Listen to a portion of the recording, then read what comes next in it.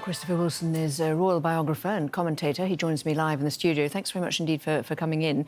And clearly we will talk about her legacy in a moment, but I understand that you know her quite well and have met her on a number of occasions, and I wondered if you could give your personal recollection. I don't think that any writer could ever claim to know the Queen intimately, but I saw her on many occasions, and there's one particular incident which summed her up for me, and it was probably when she was in her late 80s, and she had gone on what was just another routine job. She was at a party on a cruise ship, many tables of people. I sat almost as close as I am to you.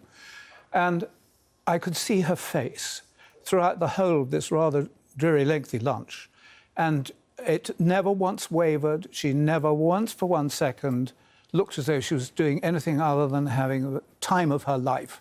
And yet for her, it was just another job. And that, I think, sums her up. She put her everything into a job, no matter how boring, however dull it was. She wanted to show people that she was having a great time and that they were giving her that great time. And that's extraordinary to be able to sustain that for 70 years.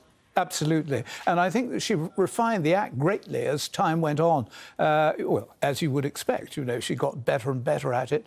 And she knew when to put her foot on the pedal and she knew when to take it off the pedal again in terms of publicity, whether she should be seen a great deal or perhaps seen less.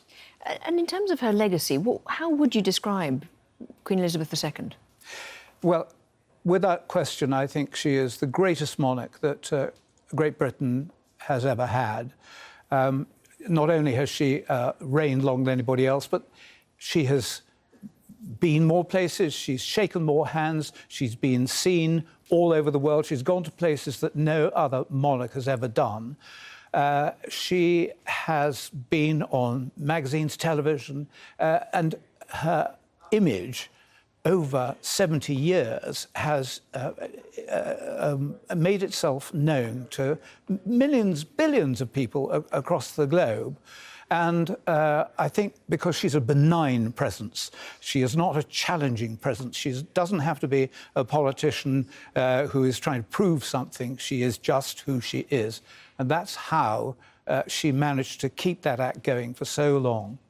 And she has, I suppose, in some ways, maintained what is a strange system. Not many countries in Europe or around the world have a system with a constitutional monarchy.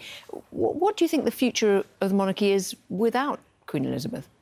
Well, the curious thing about her was it looks as though she didn't actually change, but she changed a great deal. And, for example, if you look at her clothes, they became more modern as time went on. She got the aura of the age, if you like, and she knew very much to inch forward very slowly without appearing to do so.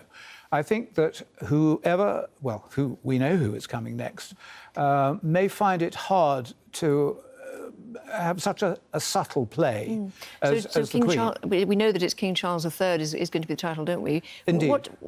How will he follow all these leaders, and you and many commentators have been saying an incredible act from the Queen?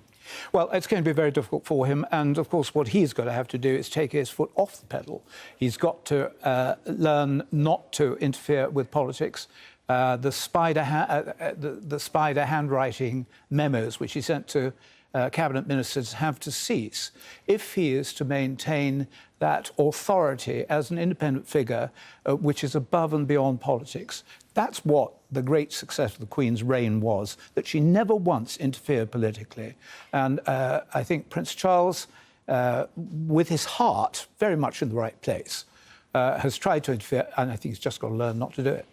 And in terms of the royal family itself, clearly they've not had the easiest of times recently, and this is a personal point of mourning for them. Yes. But how do you think they'll react as a family? Do you think they will come together after this, or do you think the fractures will continue to be there? I think that's possibly the first challenge which King Charles will face. He has got to either knock heads together or talk to people and try to bring a sense of unity back to this fractured royal family. And we cannot deny the fact that in the last couple of years, as the Queen has ailed, that we have seen the wheels slightly falling off the royal train. Christopher Wilson, thank you very much indeed for coming to talk to us. Thank you. Reminder now, the top story